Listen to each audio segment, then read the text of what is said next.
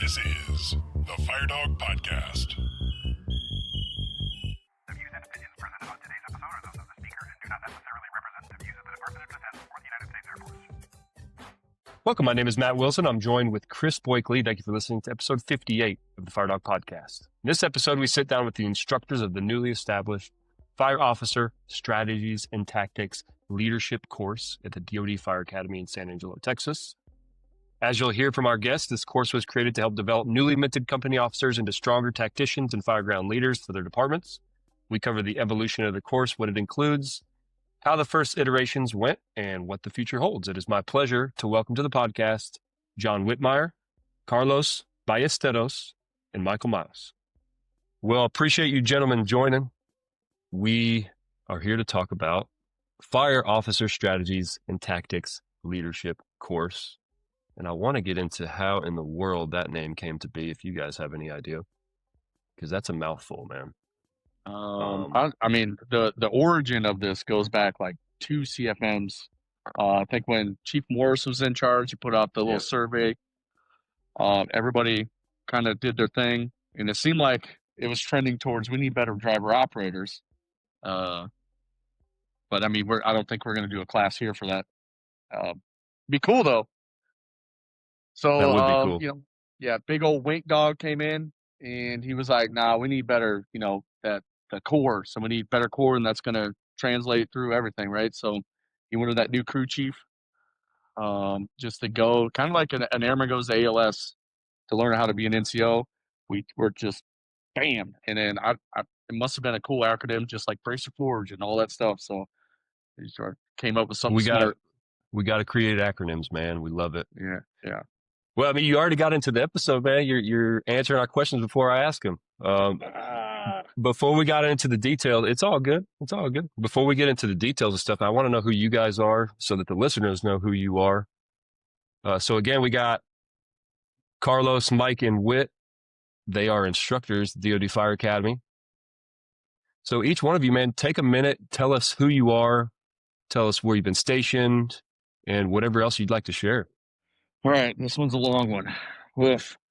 So came in 2004, so I hit 21 years. I could have retired my last base, but decided to come back to give back all my years. And then they gave me Master Sergeant at the end, so they got me. So here I am. My first base was Lake Heath, then I went to Holloman, and then I went to McGuire, which just went joint base. That was not fun. And then I did a special duty. I just walked over to the Expeditionary Center. I did 4 years as a combat skills instructor over there. Now it's Fieldcraft, or they're calling it something else now. And then I went after that 4 years. I went back to Lake Heath. Then I went to Kunsan, Masala, and now I'm here to probably wrap it up. I thought you said it was going to be long, man. Yeah, I'm not sorry. It's just I did this a lot. I'm good. Man, a lot of places. Sounds like a great breadth of experience, man. That's pretty cool. I've never heard of any firefighters doing would you call it combat skills training, fieldcraft? Yeah, it used to be combat airman skills training at the Expeditionary Center. People would go to Fort Dix for a couple weeks and then send them off to fight the good fight. Carlos, how about you, man? Yes, sir. Yeah. So I'm Techno Sergeant Carlos Ballesteros. I've been in DoD Fire since 2013. I was stationed at Kadena Air Force Base was my first duty station, and then I went up to Peterson Air Force Base, and then I volunteered to come out here. I've been here since 2021. I taught the basic course. I taught fundamentals, and then for about 2 years, and then I went and taught rescue technician for another 2. Taught the last class of that, and then as we were doing that, they asked if there was anybody interested in joining the FOSTLC team or being a part of it. And I thought that sounded cool, so here I am. Awesome, man. Welcome. Yeah, what an opportunity too, and we'll get into that a little bit. To be the first among the first of a brand new course, and a course of this caliber. How cool is that, man? Yes, Hey, yes, and Mike, sir. we're just going to skip your intro, dude, because you're the last one in. No, I'm just messing with you. Tell us about yourself, Mike. So I'm Michael Myles. I was at J-Bear in 2017. I stayed there for 6 years. Worked with Senior Master Sergeant Wilson for a little bit of time, and then had to leave J-Bear sadly. But had a great opportunity to come here to instruct. So came here to instruct. It was a suppression for about a year. And then, like Carlos said, we got the opportunity to come teach a new course, and I like challenges, so I was all in for it and getting it started up and going. I appreciate all you guys providing a little background about who you are. So let's get into it, man. Let's talk about FOSTLC. So again, Fire Officer Strategies and Tactics Leadership course. To kick things off, let's talk about what it is broadly speaking. So, and for historical context, we actually did an episode in 2021, episode 33, with Senior Master Sergeant Jeffrey Wyatt at the time. He, at the time, was the Force Development Manager working at AFCEC. And that's kind of the origin, from what I understand, of this course, believe it or not. And it was like EOD does a 7-level course to teach their 7 levels, how to be 7 levels, how to be NCOs within their functional community. And we want to do something similar in our functional community. And I think we all know collectively that we're thrusted into this tough situation when we first become NCOs and meet, company officers. It's a tough job, it's a tough transition, and maybe we don't have the experience under our belt that we should before stepping onto an entry company and having to lead firefighters. And so the idea came that we need to create some kind of 7-level course for ourselves that goes beyond what the fire officer certifications teach us. So a little bit about the origin that I know of this idea of this course. And it's so cool to see it to come to fruition and actually happen. Man, we've been talking about this for years, again, back to 2021, just now coming about. That's how long it takes for something like this to happen. And I know you guys are probably making changes to it as you go through it too. So let's talk about maybe broadly speaking, what is the Fire Officer Strategy and Tactics Leadership course? It's pretty much how you explained it. We can't really call it a 7-level course because we are bound, like, especially really the academy is, all tailored to NFPA, IFSAC, stuff like that. We're kind of take what we know across the board, across the enterprise from every different aspect, and we just bring it together and try to build what my analogy is. We take your green crew chiefs that really don't have the time like a civilian would, 15, 20 years riding backseat before you jump up and, get bars on. So we're just going to test them kind of where they're at, build from there, and then grab those green crew chiefs and give you back a bell cow. That was my whole analogy. So yeah, especially if you're on ops, some sort of, white shirt level, you got that green crew chief out there running even alarm activation.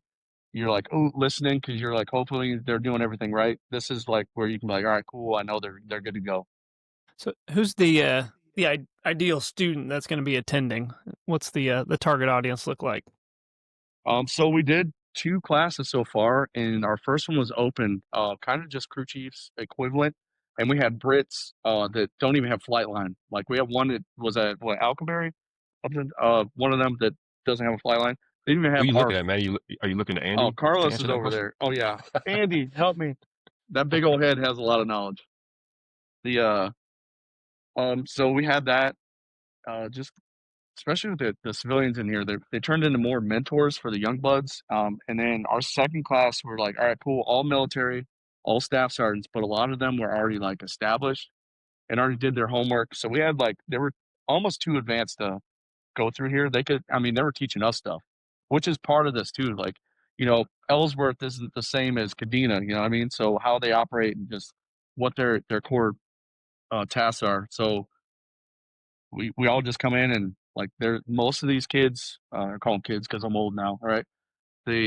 They're at a base with just heavies. Most of them never touched a bomber or a helicopter, or that's just ARF. And then we concentrate mostly on structural is like their 2 weeks out of the 3-week course on just hammering stuff, especially they go to a, job city base, Shaw, McGuire, those kind. We touch all that. And then even the ones that aren't there, they could definitely PCS there before you know it. And then they're going to be jumped in like, oh crap, I remember that. And that's kind of it, where it's like a collaboration. It's open forum mostly. It's not like we're set in stone. Like what another analogy is, like most of our courses in NFPA is like the Old Testament, the Bible. All right. What we have now is that coexist bumper sticker. We can pull from a whole bunch of like proven, after action lesson learned tactics out there, and we'll test them. We test them with them. If it works for them, if it doesn't, like we've noticed, a lot of them have their own like quick poll systems with like weird modified Minuteman. And we're like, cool, let's see it, and then we're doing it. Oh, that's cool, and it just comes out. They're like, ugh, and everybody kind of like works together, learns from each other, and we just see what works, and they test it. So it's not like, hey, this is the way. We'll show you a way that we kind of do it, obviously, because we just rinse and repeat a lot. But let's see what actually will work in the time frame we give you, and they're like, oh, and a lot of them are like, oh, dang. Man, it sounds awesome. I didn't realize that. Oh, go ahead, Chris. No, so I was just gonna say, being kind of open forum style. What are some examples of what a training day might look like over the course of the 3 weeks? So examples, say we're first off, like we do ARF as our block one. It was like 3 days. So we're rewriting right now from feedback and then up and down. We do have a new student based requirement, which we can talk about, and we're actually tailoring in because we didn't have manning for live burns, to meet our 1403 and AETC, all these red tapes. So we're kind of working around that, and we're going to be doing live burns. We kind of got away with it. They just couldn't do interior. We'd shut it off, like whatever. Anyways, so if they're doing we go into block two, which is like, company officer stuff, truck company, ladder company, which we don't have ladder trucks or any of that. We have engines. We have plenty of them. So they would just like build their trucks. All right, how are your trucks? Get everything. Here's all the stuff, like a pile of, hey, good luck. Fit your trucks, do your loads, come up with your crew, because they're all going to rotate through crew chief anyways, right? So they should be experienced in all the other aspects. And then we'll test them like off the rip. All right, hey, we got a structural emergency, send it. And it's kind of like, oh, and like obviously group dynamics, they're not used to each other yet, all that stuff. And it just kind of works together. In our career field, we kind of do that. We know we fill gaps, neglected fields of fire kind of thing. And we'll test them, and then they kind of learn off like, oh crap, and then now it starts pinging like, all right, cool, and then they'll ask like, hey, what would be a better way, and like everything just like it's pretty good. Like most of the time we get a lot of like, whoa, wide eye kind of stuff. So even from the established homies. Yeah, that's awesome. It sounds a little bit like experimental. You're letting people come to the table like, hey, show us what hose load you want to use. I guess, do you guys put any kind of limitations on that? Because the good idea fairies, man, you start talking about hose loads and everybody's got their own idea of what's right. Do you fence them off like, hey, you guys got 15 minutes as a team to figure out which hose load you want to use? Well, I mean, it's not like we're not doing buds. Yeah, we're not doing bud stuff, but it is like, so we'll initially train them to see, like almost like a pre-test. Instead of writing an actual test on the stuff we're going to teach them, we like, show us what you know right now, and we're all going to witness how well it works. All right. Or and then we'll go out that, and then we'll kind of show them way. It's not like, hey, our curriculum is like a pre-connect. It's not like it will be, a AAA or a Minuteman. It's like pre-connect, pull it to the door. You need 300 GPM, 2 lines, figure that out. However you guys want to do it, your efficient way. Let's see it. And then we'll teach them our ways that we've seen, because we're obviously here. We do a lot of research. It's our job is to, reach out, find better tactics, and then just show them a way. See if they like it. If it's like, man, if they're better with whatever they're doing, hey, cool. As long as they're meeting our criteria, damn, we definitely have steps that we have to grade on, and they'll meet it. But we don't go crazy specific, like you will do it this way. Let's back up a little bit. Let's talk about the development, how the course, before it hit the streets, when you guys are sitting in rooms, and maybe you guys weren't the one. I know Josh Leonida was in there, Andy Kehoe. There's a few others in the early iterations of this before it was actually a course. There he is right there in the background, Andy Kehoe, the planning P.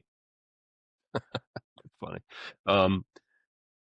What did the course development evolution look like, man? When we had this idealistic vision of what this course was going to be, like what was on the list of things that we wanted to accomplish? Oh, it's almost like writing the CFETP They had the working groups come out, a lot of SMEs from different areas, and just hammered is whatever they thought of, like especially this big head. They were hammered, and initially it's added up to a task list that was almost half the length as our original, apprentice course. We're like over 30 something training days. So you think 5 training days a week, you're losing your crew chiefs for that long. And it was like, oof. I mean, it's cool. Let's get it. Um, but I think it just worked out with all the red tape, especially with Manning. You guys know how that works. We just dwindled down. Our last commander, Colonel DeLong, he brought it up to our CFM at the time, Chief Wink, and was like, "This is what we could do." And they kind of negotiated, and we knocked it down to 17 training days right now. And we're still validating that. Actually, we're already like fire and adjusting. But the development side, they were out here for weeks going through everything. Like really good group of guys. I mean, Silva, he's here as one of our instructors again. Gonzo, Flynn. There's a whole bunch of dudes that are out here getting on it, and we just kind of chopped at it enough where we can make it work with what we have. Yeah, if I remember right, when the like the original iterations, like the whole FD&Y forcible entry manual was in there, and there was a bunch of stuff from FRAS that was in there. Mm-hmm. Are there, I guess, kind of elements of forcible entry or, RIT in those 2 weeks of structural? Or is it just more of a scenario based where you're going to encounter those things as a student, but it's not necessarily a tactics teaching time. It's more focused on decision making or things along those lines. No, I'll pass over to Carlos after this, but that's a really good question. So it is tactics and strategies, and part of that being a crew chief, especially young, is teaching the young bloods properly, proper tactics. So we do touch on like stuff.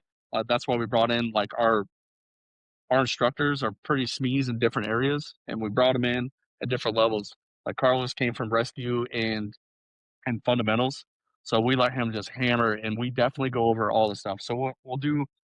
It's not advanced, but we'll do updated stuff that they'll learn as like in the apprentice course, just updated. Obviously, that coexist thing, and then we'll go out, bam, and then they'll use all that. We'll teach them the tools, the crawl, walk, run, and then they'll go out and show us how they're going to use that as a crew chief, and then they can use that technical stuff, the tactics, to teach their young bloods. So going up, but I'll pass that definitely that stuff to Carlos on the forcible entry, and then old Michael Myles over here, Mega Man, he can handle the hose stuff. Yeah, thank you. Yeah, like you said, it was pretty basic at first when we were looking at the material. Like we all know how to force open a door and things like that. So we really had to, especially for me, I had to sit back and ask myself, well, how am I going to do this from the crew chief's point? Like I already know how to force a door. My crew should know how to force a door. So that's what we kept having to tell them. And I would do it like during lectures and things like that. If the lecture felt too basic, or I would tell them like, look, I know this stuff feels basic, but these are the things we need you to take back to your departments and teach the ones below you. So now it's not a course of how to do the task. It's how to do this and lead and communicate with other crews at the same time. So it's not just the basic techniques. We're also throwing in mentorship as well. And that's with like everything. We do a forcible entry. We'll do like limited space, limited visibility. And then yeah, we even do search and rescue, the same exact concept.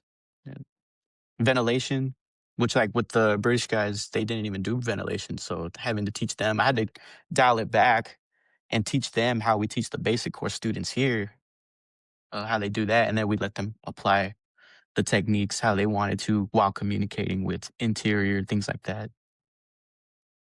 But yeah. So it sounds like it's kind of a mix of, tactics, getting reps together, and then scenario based where somebody's in charge. They've got a crew of other students who are they're assigned to their apparatus, and they're making decisions based on the tactics you just worked on. Is that accurate to say? Yep. Yeah. Taking those tactics, now applying those tactics, like specifically for like forcing a door. I'm gonna let my crew take care of that while I'm looking at smoke conditions and other things, right? Or if they have trouble, yeah, show them a different technique. Being that mentor on scene while being in charge as well. So, You said something that, sorry, go ahead, Chris. so for you, specific to you, Carlos, where you've taught the fundamentals course, you've taught rescue. How does this course differ just in kind of methodology, or some of the techniques that you use as a FOSTLC instructor? Are there differences there, or does it feel Um, similar? Pretty similar. I mean, I'd always tie it back to like when I taught rescue, and then Master Sergeant why he explained it a perfect way where when they come over here, it's not like you said, it's not this is exactly how we're gonna do it. This is the best way. In rescue day one, we would tell them like, look, we're gonna show you guys a way, but there's multiple ways to accomplish these tasks. So if you feel like you have a better way that you could show and you want to share it with the class, we'll test it out. And if it works, it works. If it doesn't, well, now we know. And we kind of take that same philosophy throughout the whole course. So, but yeah, I don't think it's very different from anything else that I've taught. You said something earlier that was take this back to your base. Like we want to give you things to take back to your base to be able to pass on to other things. And I wanted to hit this point before I forgot. So going back to my original point at the beginning of the episode, the origins of this idea. Back in 2015, there's been different rookie books out there within the enterprise prior to 15. But in 15, we established something at JBear. It was the rookie book for brand new airmen. And, it's this big, and Mike knows about it, man. He had to go through it. It's like 80 pages long, task book, 6 different sections covering ARF in these different categories that we mentioned, kind of similar to this, structural, and then we had some EMS stuff in there, and then some wartime firefighting stuff. That turned into a company officer book eventually, a few years later, within the same department. And I'm not suggesting that other departments haven't done something similar, but me being at JBear 15, seeing the evolution of this, Chief Morris, the career field manager at the time, he, caught wind of this, and he wanted to institutionalize it throughout the career field. And so I thinking now, that was kind of the origin of where this course may have came from. Instead of this book, why not create a course?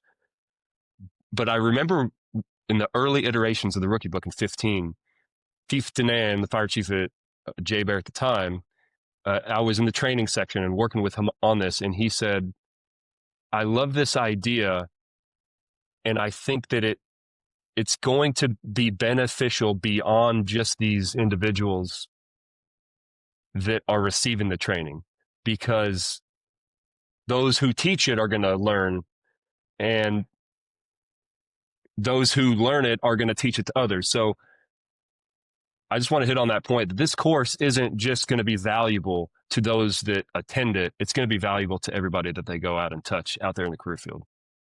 No, yeah, But Mike, exactly. what do you got, brother? I don't want to take. Go ahead, Carlos. Oh no, I'm sorry. I was validating what you just said. It's exactly like planting the seed, and that seed's going to keep spreading throughout the course, and that's throughout the enterprise. That's the goal, is to change that culture. Mike, we want to hear from you, brother. What do you got? I mean, not too much over here. I'm just listening. So what were you doing within the academy, and like what kind of expertise are you bringing into the course? Expertise? Oh, I always just say you only know what you know. I think this course is, I'd say it's a foundations course, because as you said before, the rate that we move around in the military versus in the city, becoming a crew chief in a shorter period of time, you're supposed to, as a backseater, learn from each position. And so you're also supposed to train each position going back down. The time frame to do that is limited. So this course is kind of like the company officer book. It's the foundation. It's over time, if you forget those things that you've learned as you're moving throughout those seats, how equipped are you as a crew chief? As a crew chief, your job is to know every position. That's what we're always taught. You're supposed to know everybody's job. So the rate, again, as in the military, when we go through to become that crew chief versus a civilian department, spending the amount of time that you get to sit in a back seat to really learn the job that you're doing, to become a subject matter expert in that position, it's harder to do for us. So with this course, you're able to, those new crew chiefs are able to come here, get more comfortable in what it is, maybe having to relearn the things that they may have forgot or maybe not had the liberty to experience or be taught at the time based off of wherever they're at. How about just the process for becoming an instructor in a new course like this? What did that look like for you guys? Were there certain, kind of prereqs or, I don't know if anybody was part of the working groups that, established the curriculum, but what were the steps that you took, to eventually become a FOSTLC instructor? Because I know it's not like, hey, I rolled out of bed and now I'm ready to teach, strategy and tactics to, our up and coming staffs. What were the steps that each of you guys took to prepare you, to be an instructor in this course?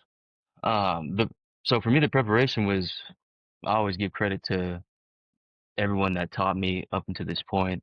I came from a great program, like Senior Master Sergeant said. I was at JBER for 6 years. I did go through the rookie book, which at the time had a lot of information and a lot of learning. And then right after that, once I did make staff, I went straight into the company officer book.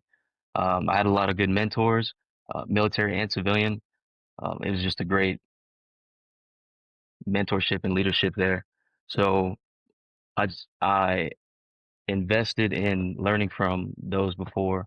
So when I got here to teach, I was pretty prepared because teaching, going from teaching the IST courses, that's the same thing we're doing on the floor. Because once you're the new guy until the next new guy comes in. I was always taught to, hey, if I learn something, I'm going to pass it to, help out those that are coming in to try to maybe either not make the same mistakes I have or just, help them as they're getting their feet wet. So coming here to teach IST courses, it was the same thing. And then as a crew chief, I was also teaching newer crew chiefs coming up. So it wasn't too much of a transition. Mike, I'm wondering, or Whit or Carlos, any of you, within the academy. So we have instructors assigned at the academy. You go there to be an instructor, but you don't necessarily know which course you're going to get into. How do we pick somebody for FOSTLC? So Carlos, tell me what your journey looked like to become a FOSTLC instructor. Copy. Yeah, so like I was saying earlier, I was already in rescue. I had been in there for about 2 years. Saw that FOSTLC was coming, ended up taking our job security, got rid of rescue. So I was looking for a different place to go. And it was either try out to come back to be an advanced course instructor for another course or go back to fundamentals. And I love fundamentals. I love Mr. Sagers, the block chief over there. But I really liked being on the advanced side, teaching more skills, my peers, people above me, and things like that. So I kept picking at Master Sergeant Keel at the time, who was in charge of the whole process of bringing this course up. Kept picking his brain, saying, "Hey, I want to be a part of that team. I want to do that. I want to do this." And he kept telling me, like, "Yeah, okay, yeah, you'll be a part of the team as soon as it comes up." And so I just had to take his word for it. But before that, like interviewing for like rescue technician, it was a board process. You had to at least be done with your internship. You had to have been teaching for a while, get your experience up. And then once you were done with that, you had to have your CCIF, obviously. And then it was a board process where you have to interview in front of all higher ups here at the academy. And judging off how you interviewed, just depends if they picked you, if you were a perfect match or not.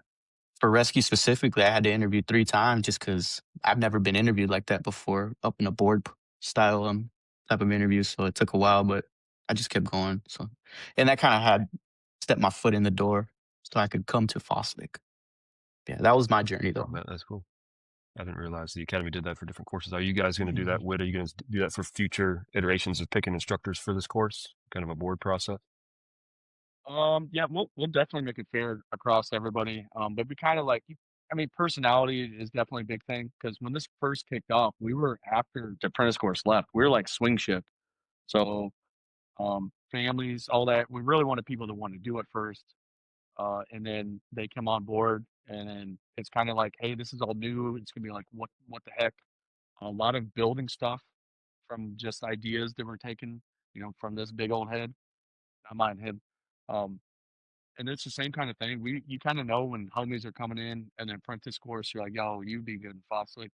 I mean, so we do have to go across the board, but it's really like what's a good feel, like especially with our small group. We only got 5 of us in there. Who's gonna like get in there and just fit in like they've been there? Oh, cool. Let's talk about the course makeup. We talked about it a little bit. I'm curious to know if there's cognitive, I don't know, instruction, sitting in the classroom, instructor doing the presentation, that kind of thing, to include obviously there's the psychomotor, getting out there and pulling hose and those sorts of things. You mentioned ARF, I heard. Clearly there's structural. Are there technical rescue? Are there hazmat? Like what is and is not in the course? Kind of what does it look like generally? You want to take it or? I'll tell you. Okay. So our parameters had to be not basic and not technical. So no technician level stuff. So and especially with our young buds, a lot of them are just a sponge can only hold so much water at once, right? That's why everything's back to the basics, especially the young bloods that like went up through COVID because it was like mostly hands off. So we're trying to get back in the hands on. Uh, Professional problem solvers should be our title, and just getting that critical thinking under stress, inoculation. So we definitely do a lot of PowerPoints just so they can lock in and have something tangible because learning styles differ. So we'll have some stuff, and then in there can have questions in a controlled environment. And then we're going to go out, and they're going to have to put one foot in front of the other and show us what's up, and then we can kind of guide them. And then it's kind of like, all right, flap your wings.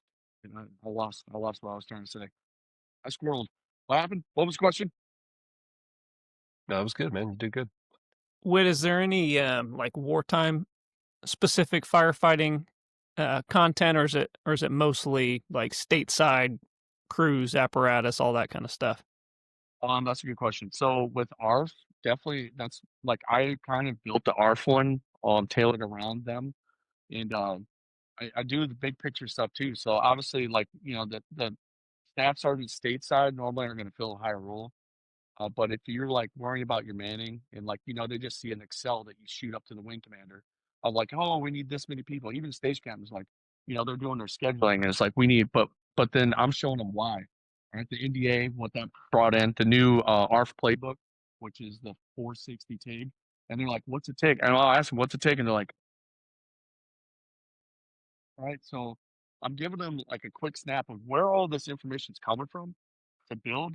And then a lot of people have done the brain power and they built a little like spreadsheet for you. But this is exactly why. And then, and all that's based on, obviously assigned aircraft. What if you're overseas somewhere and you have the rotator come through? How many days on the ground? They're like, ah. And then on an in-flight emergency, what about the other organization up there? Who would you call for this? Who do you talk to for this? And they're like, ah. Because not only are they going to make better crew chiefs, the crew chief that knows all this stuff can help the IC. Right. So all this goes back and forth. And then the airman has a question of like, why? And then they can answer the why. Know the why is, especially the new generation. But we do touch on the whole concept. I bring out the book. I show them the whole thing. I mean, we have McCreese here, which, he was like, we need to make one of these for him. The concept, how we operate. I mean, I personally did By the way, Cope I can't North. get that dude on, man. I know. Tell him to answer me back on coming on the podcast. It's funny. I was like, yo, you should pop in and just show face. He's like, no, they're trying to get me on here. I was like, you should go. But he's busy with Officer Block. I just say that I covered. Copy. Yeah, but we do. It's all good. It's all good. That's why We'll I'm get 'em. like really harping the new concept is like those staff sergeants are going to be by themselves running an airfield, and not only just fire protection, they're going to be doing everything else. So that spoke out stuff. And I experienced with Cope North a few years ago. I mean, I had crews go out there. just by themselves. Good luck. All right. Hopefully you guys know what's up. And that's not the time to like ask questions. Like you should at least know at least somewhere to look for information you don't know. And it's not my job is not a thing out there. So some foundational document, like foundational wise, talking to some of the foundational documents as to, what a TIG is and why you have to do things the way you have to do on a fire scene to include. And then also, in addition to that, I mean, how deep into the instruction are we going to, like, this is how you force a door, or this is when you should, or let's say smoke reading or size up, or what kind of things, I guess, tactical things are we teaching in the classroom? I mean, I could speak on the ARP stuff real quick, and then I'll hand that over to old. Is it Carlos first? With smoke reading? Yeah. So in ARP, we obviously we teach them the playbook, and just like when you go to like 427, it's like, hey, here's your 44 app, build your manning for your base is kind of like the thing. Spoiler alert for you guys haven't been there. Um, Same thing. I was like, hey, you have assigned C-17 to your airfield. Go. What's your manning gonna look like? What's your vehicle set gonna look like? All that, and they're like, oh. So now you can see them pinging like, wow, because they obviously everything's built for them. So now they at least have something that they know, like, oh yeah, that's why. And practice wise, we teach them all the background stuff, and then we teach them. We give them scenarios.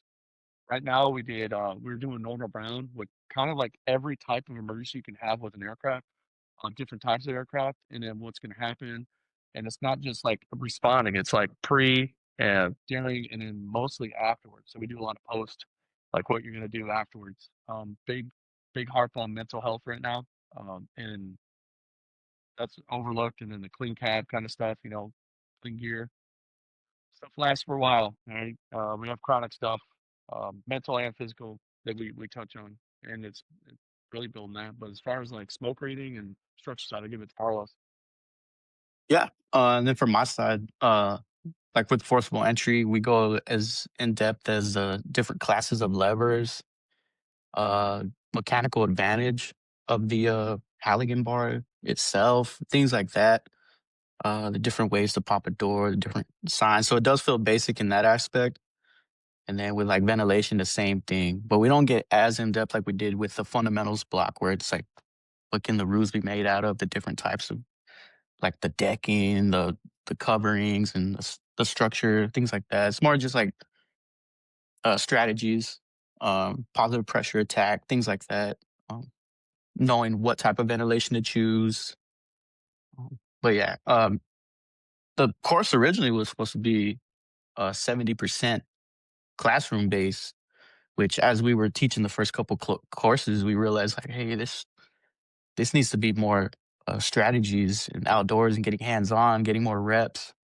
So that's what we're in the process of trying to do now, while still keeping the valuable information from the lectures. But that's my side. If you want to ask Mike about his. No, we're good. No, I'm just messing with.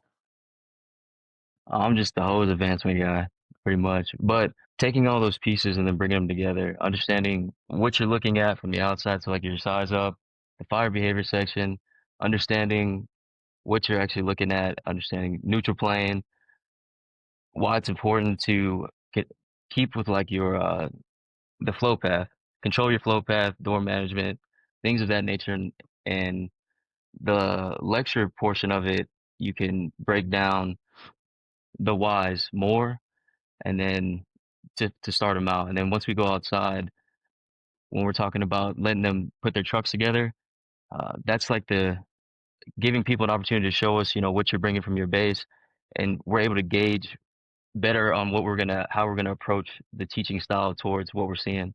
Um, because every base does a lot of things different, so many different techniques, and you know, people say it all the time, like, well, this is the best way and this, but you're just really looking at the most efficient way to utilize what you have.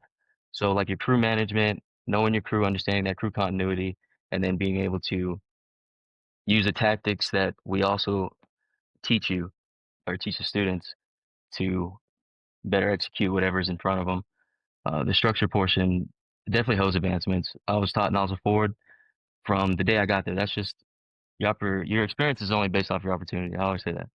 So that's what I always learned. And using those tactics, not everybody understands or learns nozzle forward and understanding what it means to move as a crew inside, going around and maneuvering your hose around corners or multi-level story. Understanding it's not about just getting there. It's, are you able to do the job once you get there? And that's like a huge part of nozzle forward is you're trying to better, you're trying to not exhaust yourself before you get to where you're going. Uh, and that show me portion and the tactics in the beginning, that pre-evaluation, uh, again, it's not to knock anybody down. It's just to, it has everybody's on the same page on like, hey, these things, are you tired right now? But let me show you this. Are you able to, are you as tired when you get there? We take that same concept and then take it throughout the entire course. Man, that's great. Yeah, a lot of great things you guys shared, and things that I didn't even think about, to be honest with you. There's so much that could go into a course like this, and I imagine that there's a lot of things you got to cut out. And 19 days is only so many. Chris, do you have anything? Yeah, I'm sure this was all, kind of part of it, the massive course originally, but as it's gotten trimmed down, is there any, has there been discussion about like operating off of a dagger or like any of that kind of wartime stuff we're preparing for staff sergeants, or is that outside of the scope of FOSTLC?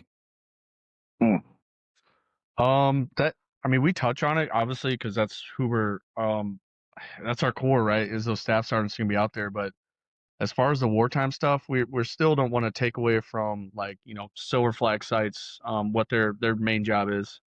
I mean, I would love it. I mean, that's my forte is wartime stuff for my time at Fort Dix. But we just touch on it, so at least they have an idea.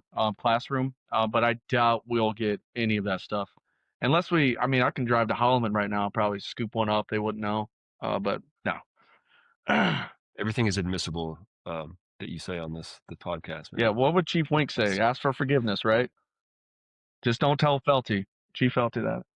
Yeah, I think we're in the early iterations of the wartime stuff. We're still trying to figure it out. And we got a new Chief of Staff of the Air Force. Here we are. I got to look at my watch like an idiot. But 2025, new Chief of Staff of the Air Force, maybe some different direction. But I think the concept of employment is going to probably for us in our community going to stay similar. But again, this is all so new. Maybe it's not ready for a course like FOSTLC yet. And like you'd mentioned, Silver Flag is already out there, and what is their piece in all of this too? So, and only 19 days of training, and so there's only so much we can squeeze into it, and maybe there's not a lot of the daggers are still being produced. That's another element to this too. Coming off the line, let's get into the first course. Unless you guys have anything else that you want to talk about on like the content of the course, the curriculum, or anything like that. I want to talk about how the first course or courses went. If you guys are ready for that. So how many courses have there been up to this point? So we've had 2 courses so far. And the first course, though, specifically, that was, to be fully transparent, that was a little bumpy, at least for me, just trying to figure out exactly how I want to teach it and how I want to throw these scenarios out and things like that, just because, like you said, we built this from scratch. So trying to add that crew chief twist to all these basic things, that was a big thing for me that I had to work on. But then once we kind of found that even flow, it helped out, especially for the second course. Like we took a lot of the mistakes and things that we did for them from that first course, applied them to the second one, and that helped it go a lot smoother. And it did reflect in like the course critiques and the feedbacks, especially for our target audience. They were saying that they did feel more confident and comfortable to go back to their home station and sit in that hot seat and mentor other ones. I believe we even had chiefs reach out to us telling us the exact same thing, that they were proud of what they were bringing back. So, but yeah, it was definitely bumpy. Were both courses this year? Yes, sir. I think our first class was in August. And then immediately right after that, 2 weeks after that, we graduated that first class, jumped straight into the next one. Okay. And then, do you guys have a pulse on kind of the battle rhythm going forward? How many FOSTLC courses will there be Yeah. each year and Yeah. that kind of stuff? We're looking at 7 courses a year. Obviously, this next one got canceled for December because of the whole furlough. But that's actually a good thing because now we have even more time to spend on touching up the course and making it better, fine tuning it.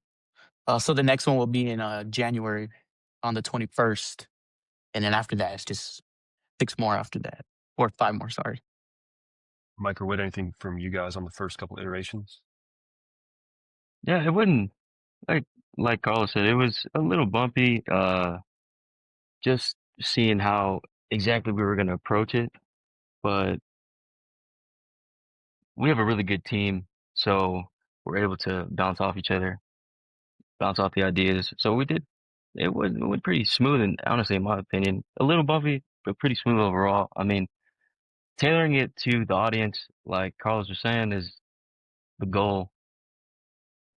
And the audience are those brand new crew chiefs. And that's the hard part about it because some individuals can come here that different time and experience. I've been in 8 years and I'm a tech, but somebody can be a staff and have been in longer than me. But that's again, opportunity experiences, and then everybody has their own path in their progression throughout their career. So it's hard we're trying to fine tune to make sure that we do get the brand new crew chiefs that are just stepping into that role, that are not as comfortable. But again, those that were those brand new crew chiefs, I mean, they learned if you're coachable, that's the best thing in any course, right? You can't go to a course thinking, well, I'm not going to learn anything here. That's if you can't be coachable, then you're not going to get anything out of it. But I believe everybody so far has gotten something or learned something new that they can take back, or maybe it's the giving different perspectives.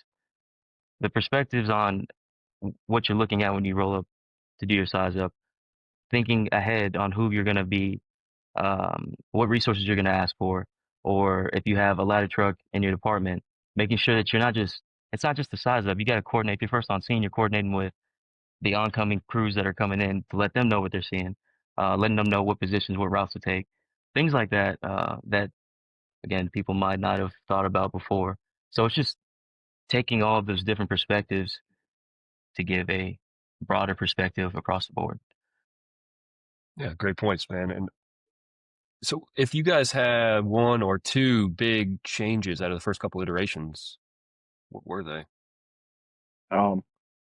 So our big one is our target audience. It kind of went up. They had prereqs, they had to be a step. Like initially, Chief Wink wanted this to be like a capstone, like 7 level, and he wanted them to have all their ones with ISO, so everything required, and then they'll come here. But then we find out,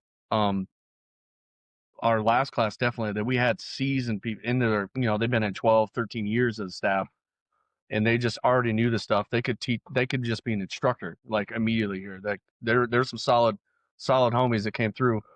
But we got our best feedback on our critiques were from the young bloods that haven't been in. They haven't had the opportunities. Coming from bases like Belgium, stuff like that, and they're brand new. They're like, oh wow, they're learning a lot, and they're just like positive. And that's where we're like, all right, cool.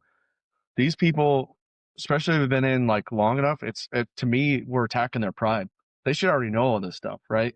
So when they get here, like, you know what I mean, man. So it's like we're like, we're not poking at you like you don't know shit. It's like, yo, like let's all build together. And if you are that advanced person, there's other people here. They're probably faking it, all right. And then, you know what I mean. That pride is still hitting because that's our thing, thumping our chest. But now, Chief Nally and our commander, all of our leadership here kind of read that, put it together, had a little analysis, and then Chief Nally fired up to Chief Wilson, Geo, and he was like, yo, how about this? They change it. They want brand new staffs, GS7s, 8s that, they haven't been on the seat more than a year. And if they have been, then it's up to the fire chief to kind of do a waiver, like a low threat, but even that in our first class with the civilians, we had Wheels, obviously shout out to Wheels. Wheels was our guy from Avon. He was our mentor, and having that kind of like the fire officer blocks now, they'll bring in a chief as a mentor for a little bit, kind of lead it. We want that same style as like, a seasoned like go-getter. Those civilians when we grew up as airmen, that they're gonna come find you and we're going, you know what I mean? Those kind of mentors to be in the class, to lead from example and give their insight like on the floor. So again, it's not just us, like we're all learning at the same time. We all have our different experiences. And even some of these young bloods, I'd say, have more experience coming here than we think. So, and then a lot of times we're finding out when we're testing them, some of them are kind of, hyping themselves up a little too much. So with the shift to focusing on newer staffs, is having your 5 level the only prereq to attend? So if you think about like what I initially was like, I just want a crew chief. If they're gonna ride right seat up there, send them here, especially young, so we can catch them and have them. It's just like young pilots when they go off the Eagle flag or whatever, red flag or any of those flags where they're getting those like the high intense drills, all that stuff. I mean, obviously we all went to the fire academy, but they brain dumped a lot of that and they think they don't need to learn that anymore. So we're back to the basics and now we're building up. Now you need to hammer this again because especially as a staff sergeant, ALS, you're talking like EPBs, awards, commander's calls, all the stuff on the daily that they have to worry about, and then babysitting their airmen. We're taking them away from that so they can just concentrate 8 hours of training a day on you. Like we're giving you this. All right, this is what we're doing for 17 days. We're going to build you. That's what we're concentrating on. So not necessarily a prereq or requirement. It's open to any crew chief that wants to come and just kind of challenge themselves, and maybe they show up and they know 90% of the things that are going to be covered. Well, that's perfect because there's no way to distill down what that 10% is for each crew chief, throughout the force, which it sounds like that's kind of the whole intent of kind of an iron sharpens iron opportunity. Come test your decision making, come see where your blind spots are. And really anybody that's in that position could apply to come down and take the course for those 3 weeks. It sounds like a nominative process too. Like your fire chief has to sign off when you go into. Am I correct on that? Yeah, so they do have prereqs. So if it's like a senior airman with their ones, like a buck sergeant, like send them.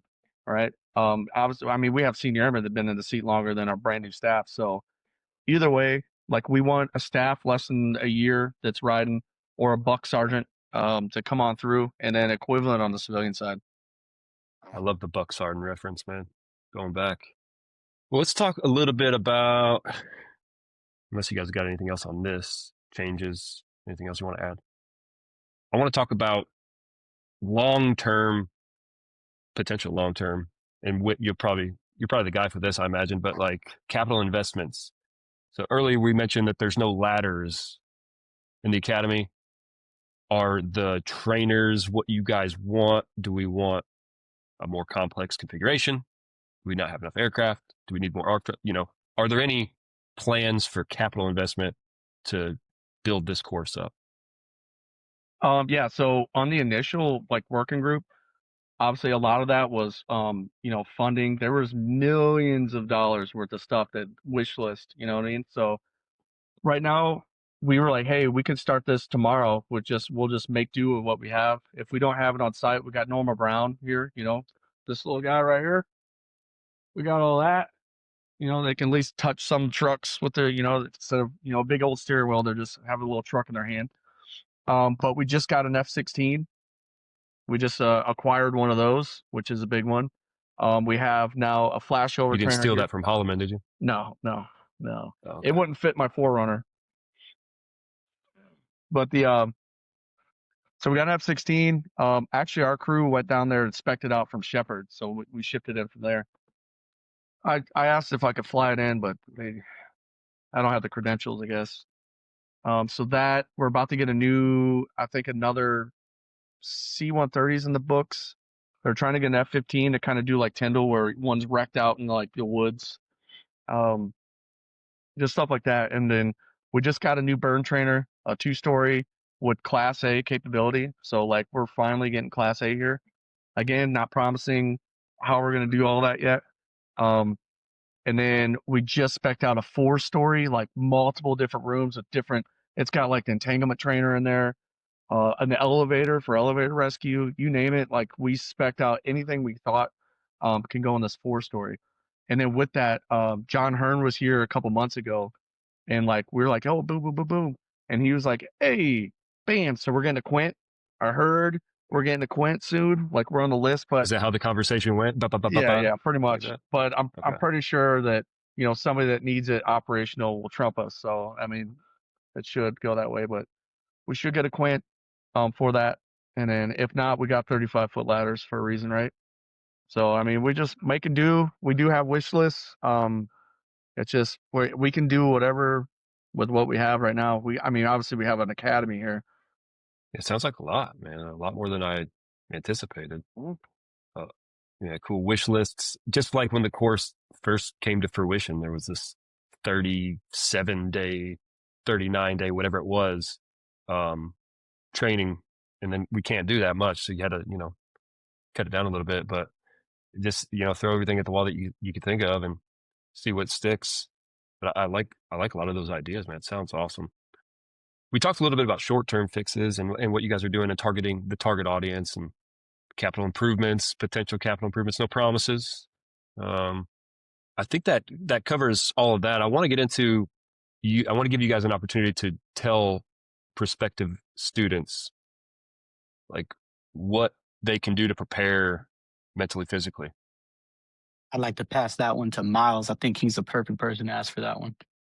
How to prepare mentally and physically. Yeah, just come with an open perspective. Kind of like what Massar said about the prideful. I mean, you take a lot of pride in being a crew chief, but I always ask, what is a crew chief? And I ask the students that because there's different perspectives of it. But you're in charge of a crew. It's not even about you as an individual. You can be the greatest crew chief, but if you don't have that crew management skill in any situation, understanding how to navigate your crew through your situation scenarios, your incidents. It's like bringing it back down to not about so much the individual as it's a team aspect. It's always been that. But so mentally coming with an open mind, open perspective, physically, hose advancements. Everybody always says that they can move hose until, you hit one corner and then you hit 2 corners and you're not moving. And again, so just understanding like, hey, that open-mindedness, and it takes, I think, 3 to 4 days for hose advancements because I'll do that all day.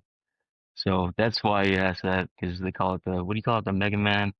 We call it? They call it the Mega Man Crucible. They called it that.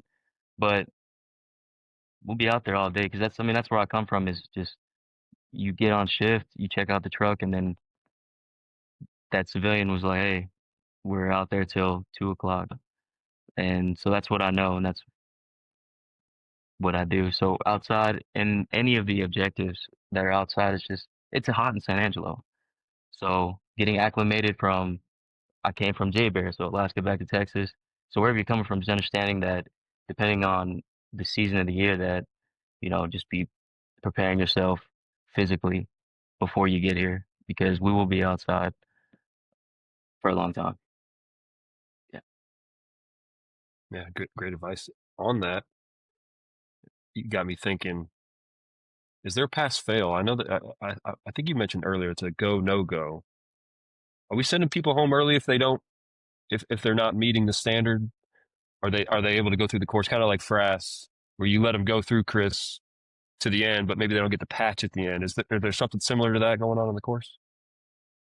Yeah. You could definitely get, like washed out if you don't pass a test or if you fail an objective too many times, but we do the best we can to like coach you through it before it ever gets to that point.